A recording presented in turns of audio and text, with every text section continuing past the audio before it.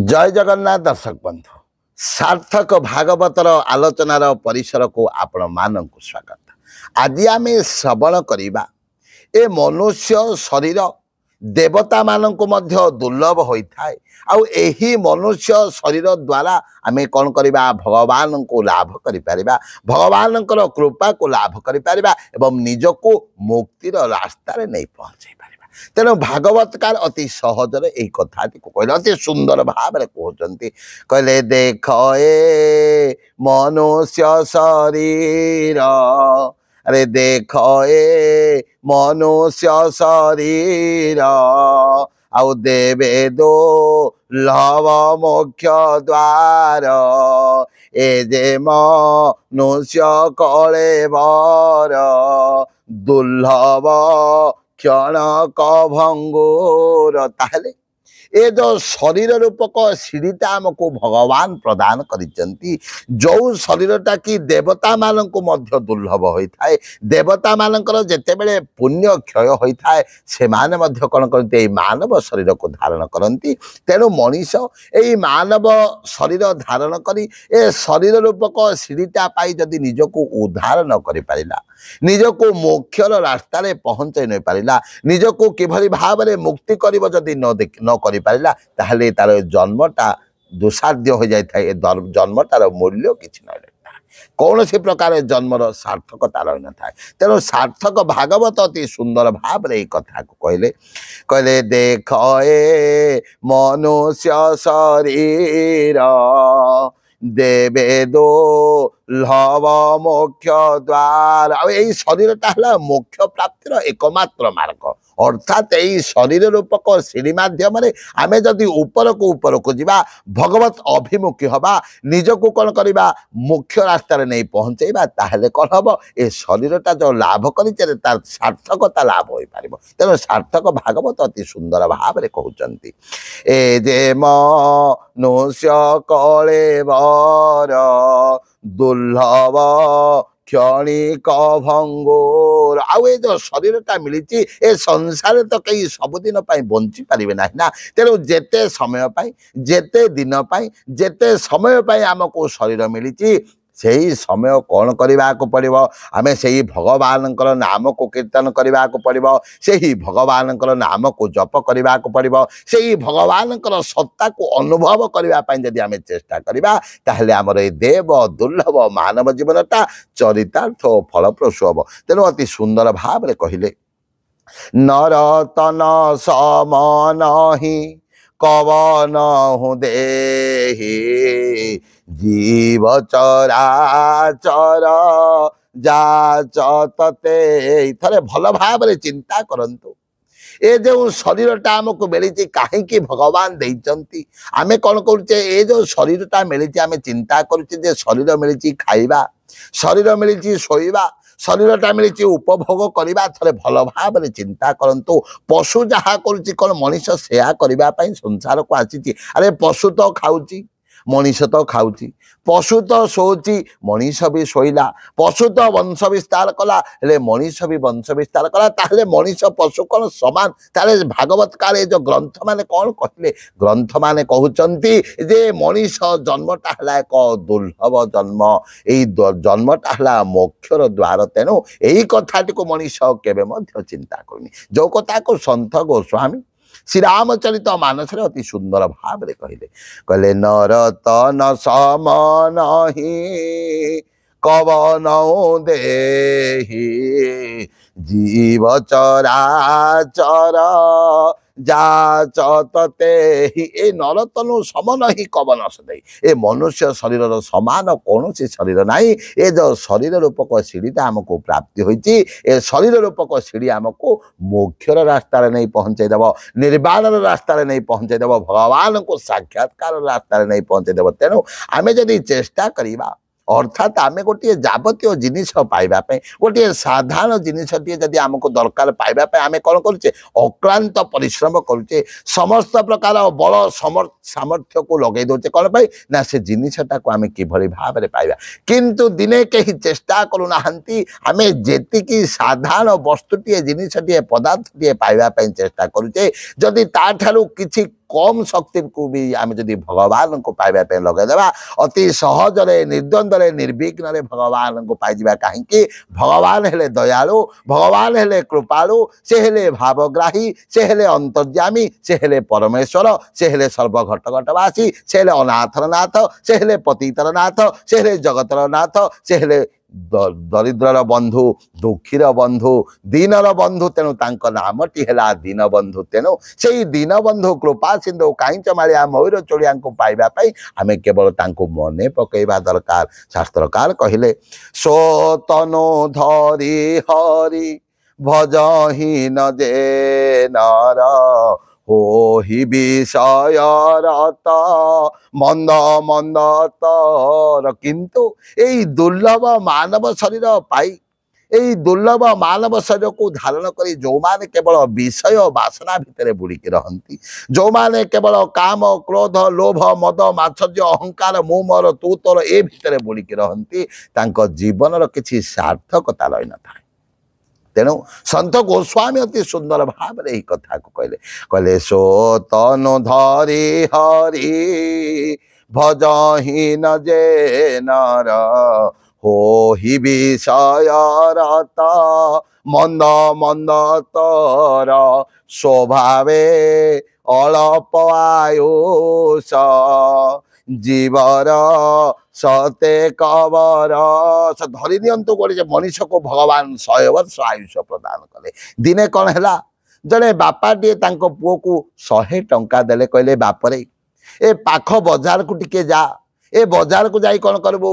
जिनिस पत्र ये 100 टंकार नहीं आसबो पिलाटी चलीला पिलाटी जाई जाई कौन कला देखिला गोटे जगार मांकड़ नाच लगी बंदरिया गोटे मांकड़ को नचौती से जगार सी अटकी गला मांकड़ नाच को देखला अति मधुर नाच बहुत भल मांकड़टा नाचुची सेठारे 2-3 घंटा रहीगला एपटे बापा अपेक्षा कर पिलाटा केते बेले फेरिकी आसीबो किंतु पिलाटी से जगार नाच देखिला जेते बेले नाच सरीगला बंदरिया कहले अरे एबे तो नाच सरीगला जी जहाँ सब नहीं कि आसीच टंका पैसा किछि दियो मांकड़र भरण पोषण हम मो परिवार भरण पोषण हम पिलाटी कौन कला से 100 टंका देदेला एवं दे दे घर को फेरी आसला किंतु भूलीगला जे बापा ताको पठे थे जिनिस पत्र किने आनिबा जेते बेले घर को जाई पहुँचला बापा कहले अरे बापरे जिनिस पत्र नहीं आसिले को से कहला बापा जिनिस पत्र आनिबा को आपण पठे थे सत आपण कौन करथिले सत काम रे लगेबा को पठे थे सत किंतु मु कौन कली सेठारे मांकड़ नाच चलीथिला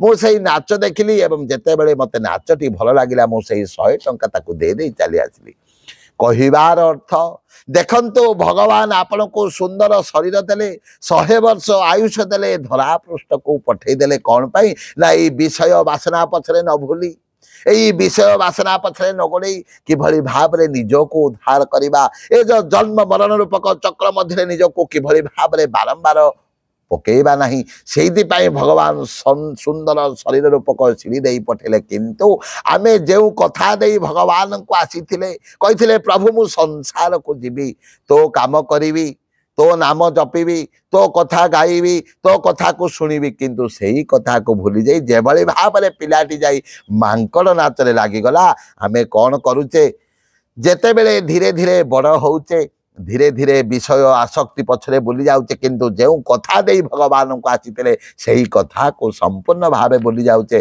किंतु जेते बेले पुनर्बार आमको जीवाक पड़ुची भगवान पचारुचंती अरे तू दुर्लभ मानव शरीर नहीं जाइथिलु कलु कौन ना आज्ञा विषय पछरे बुलिली वासना पछरे बुलिली इंद्रिय मान को सुख देवा को चेष्टा कली किंतु पश्चात पदरे निजर कौनसी प्रकार लाभ हैला नहीं कहिबार अर्थ सो तनु धरी हरि भजहीन जे नर होहि विषय रत मंद मंद तर मनीष कौन कला सुंदर शरीर पाइला किंतु विषय वासना कामिनी कांचन पछरे बुलिला किंतु भगवान को डाकिबा पई भूली गला तेणु कौन कहिले कहले नर तनु पाइबी क्षय मन देहि ପାଲଟି ଶୋଧାତେ ଶଠ ବିଷଲେ।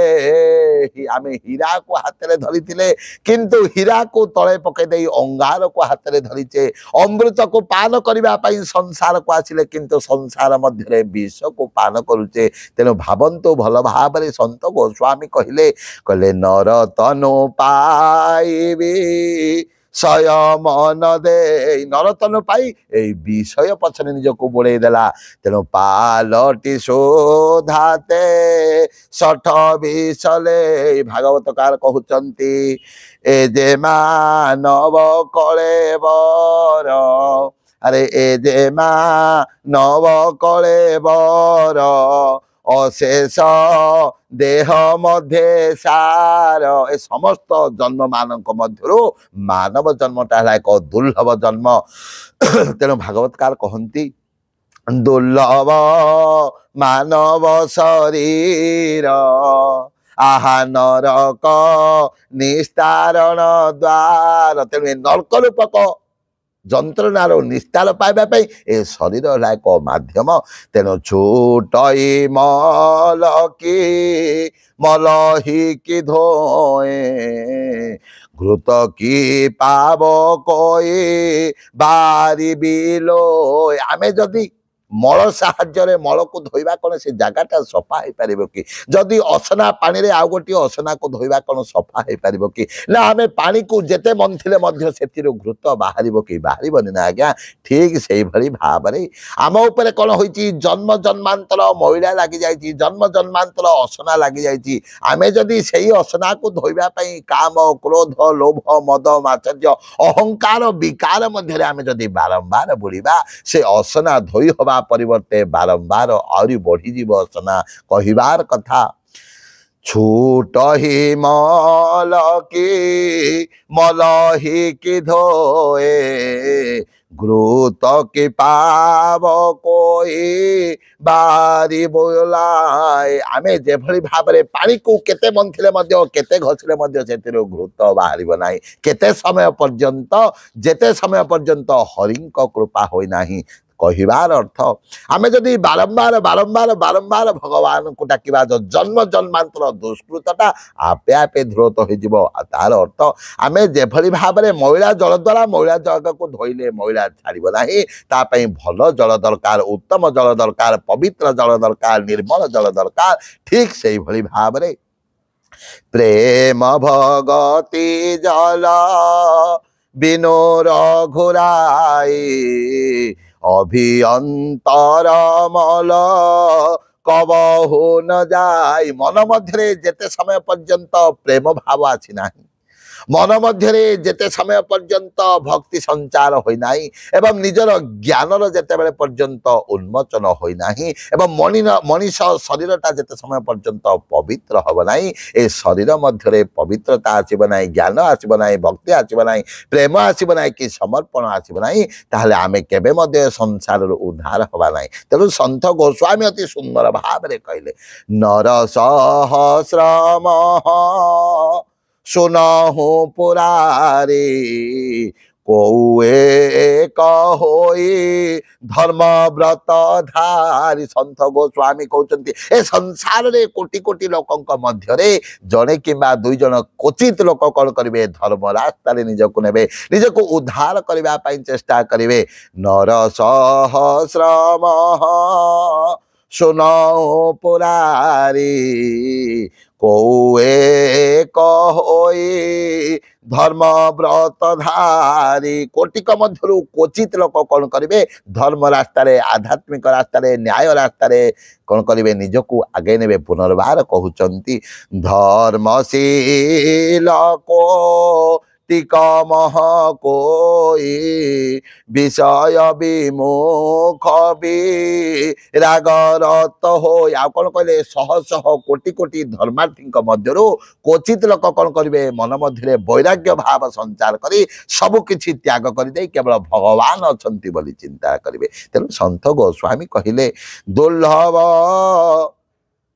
ଦୁର୍ଲଭ ମାନବ ଶରୀର ନରକ ନିସ୍ତାରଣ ଦ୍ୱାରା। ଏ ନରକ ରୂପକ ରୂପକ ଯନ୍ତ୍ରଣାରୁ ନିଜକୁ ରକ୍ଷା କରିବା ପାଇଁ, ନିଜକୁ ଉଦ୍ଧାର କରିବା ପାଇଁ ଆମକୁ କ'ଣ କରିବାକୁ ପଡ଼ିବ? ଶୟନେ ସପନେ ଜାଗରଣେ ଅବଚେତନେ ଜୀବନର ପ୍ରତ୍ୟେକ ମୁହୂର୍ତ୍ତରେ ପ୍ରତ୍ୟେକ କ୍ଷଣରେ କେବଳ ଭଗବାନଙ୍କୁ ହିଁ ଡାକିବାକୁ ପଡ଼ିବ। ଭାଗବତକାର କହୁଛନ୍ତି ଅତି ସୁନ୍ଦର ଭାବରେ କହିଲେ ଦୁର୍ଲଭ ଜନ୍ମ କଲା ନାଶ ଆହା ଦୁର୍ଲଭ ଜନ୍ମ କଲା ନାଶ কর্মে হইলা জ্ঞান ধ্বংস এ যে মানব কলেবর অশেষ দেহ মধ্যে সার মଣିষ কଣ কଲା ବିଷୟ ମଧ୍ୟରେ ବୁଡ଼ି ବିଷୟ ଆସକ୍ତି ପଛରେ ବୁଡ଼ି ରହି ଏ ଦୁର୍ଲଭ ଜନ୍ମଟାକୁ ନାଶ କରିଦେଲା। ଶ୍ରୋତା ବନ୍ଧୁ, ଏ କଳିର କରାଳ ଚକ୍ର ନିଜକୁ ରକ୍ଷା କରିବା ପାଇଁ ଜନ୍ମର ସାର୍ଥକତାକୁ ହାସଲ କରିବା ପାଇଁ ଏ ସଂସାରରୁ ନିଜକୁ ମୁକ୍ତି ପାଇବା ପାଇଁ ଆମକୁ କ'ଣ କରିବାକୁ ପଡ଼ିବ? ତେଣୁ ପ୍ରତ୍ୟେକ ସମୟରେ ବିନୁ ସତ ସଙ୍ଗନ ହରି କଥା ଆରେ ବିନୁ ସତ ସଙ୍ଗନ ହରି କଥା ତେହି ବିନୁ ଭୋହନ ଭାଗ ମୋହ ଗଏ ବିନୁ ରାମ ପଦ আরে মোহ গয়ে বিনু রাম পদ হই ন দৃঢ় অনুরাগ বলিয়ে ভক্ত বৎসল ভগবান কি জয়। তাহলে সৎসঙ্গ বিনা কোন হব? আমাকে হরি কথা মিলিব না। বিনু সত সঙ্গ ন হরি কথা যেতে সময় পর্যন্ত আমি সাধু সঙ্গ করি না, যেতে সময় পর্যন্ত আমি সৎসঙ্গ করি না, যেতে সময় পর্যন্ত আমি উচিত সঙ্গ করি না, আমাকে হরিঙ্কর কথা শুনিବାକୁ মিলিব না। তেণু বিনু সত সঙ্গ ন হরি কথা তেহি বিনু মোহন ভাগ। ଆଉ ହରି କଥା ନ ଶୁଣିଲେ ମୋହ ଆମର ଯିବ ନାହିଁ, ଅର୍ଥାତ୍ ମୁଁ ମୋର ତୁ ତୋର ଏଭଳି ମୋହ ସବୁ ଆମର ଯିବ ନାହିଁ, ଅହଙ୍କାର ଗର୍ବ ମନରୁ ଯିବ ନାହିଁ। ଆଉ ନଗଲା ପର୍ଯ୍ୟନ୍ତ ଆରେ ମୋହ ଗଏ ବିନୁ ରାମ ପଦ আরে মোহ গয়ে বিনু রাম পদ হই ন দৃঢ় অনুরাগ। আউ যেতে সময় পর্যন্ত মনর মোহটা যায় নাই, আমার প্রেম ভক্তি সমর্পণ আসিব নাই। তেমন শ্রোতা বন্ধু, এ দুর্লভ জন্মটাকে সার্থক করা এ জন্মর সার্থকতাকে অনুভব করা আমକୁ କ'ଣ କରିବାକୁ ପଡ଼ିବ? দেখ এ মনুষ্য শরীর ଆଉ ଦେବେ ଦୁର୍ଲଭ ମୋକ୍ଷ ଦ୍ୱାର। ତେଣୁ ଶରୀରର ସାର୍ଥକତା ସେତେବେଳେ ଯାଇ ହାସଲ ହବ ଯେତେବେଳେ ଆମେ ନିଜକୁ ମୋକ୍ଷର ଦ୍ୱାରରେ ପହଞ୍ଚାଇବା। ଅର୍ଥାତ୍ ଆଜି କ'ଣ ହେଲା ନା ଲୁହାଟା ଚୁମ୍ବକରେ ପରିଣତ ହୋଇଯିବ, ଧାତୁଟା ପରଶମଣିରେ ପରିଣତ ହୋଇଯିବ, କାଠଟା ନିଆଁରେ ପରିଣତ ହୋଇଯିବ, କୋଇଲାଟା ନିଆଁରେ ପରିଣତ ହୋଇଯିବ। ଏ ଜୀବ ଯାଇ ଶିବଙ୍କ ପାଖରେ ପହଞ୍ଚିଯିବ, ଏ ଆତ୍ମା ଯାଇ ପରମାତ୍ମାଙ୍କ ପାଖରେ ପହଞ୍ଚିଯିବ, ଜୀବ ଶିବ ଏକାକାର ହେଇଯିବେ। ତାହେଲେ ଏ ଜନ୍ମର ସାର୍ଥକତା ଆମେ ଜାଣିପାରିବା, ଏ ଜନ୍ମର ସାର୍ଥକତାକୁ ଆମେ ଲାଭ କରିପାରିବା ଏବଂ ଜୀବନ ଯେଉଁ ଜନ୍ମ ନେଇ ସଂସାରକୁ ଆସିଛେ ସେଇ କଥାର ଯଥାର୍ଥ ମଧ୍ୟ ଆମେ ପ୍ରକୃତରେ ଜାଣିପାରିବା। ଆଉ ଜୀବନଟା ଆମର ଦୁର୍ଲଭ ଭାବେ ସେତେବେଳେ ଯାଇ ଯେତେବେଳେ ମୋକ୍ଷ ପ୍ରାପ୍ତି କରିବା, ଯେତେବେଳେ ଭଗବାନଙ୍କୁ ଜାଣିପାରିବା, ଯେତେବେଳେ ମନ ମଧ୍ୟରେ ପ୍ରେମ ଭକ୍ତି ସମର୍ପଣ ଭାବ ଜାତ ହେବ, ସେତେବେଳେ ଯାଇ ପ୍ରକୃତର ଜୀବନ ସାର୍ଥକତା ଆମକୁ ଅନୁଭବ ହେବ। ଜୟ ଜଗନ୍ନାଥ, ଜୟ ଜୟ ଜଗନ୍ନାଥ, ଜୟ ଜୟ ଜଗନ୍ନାଥ।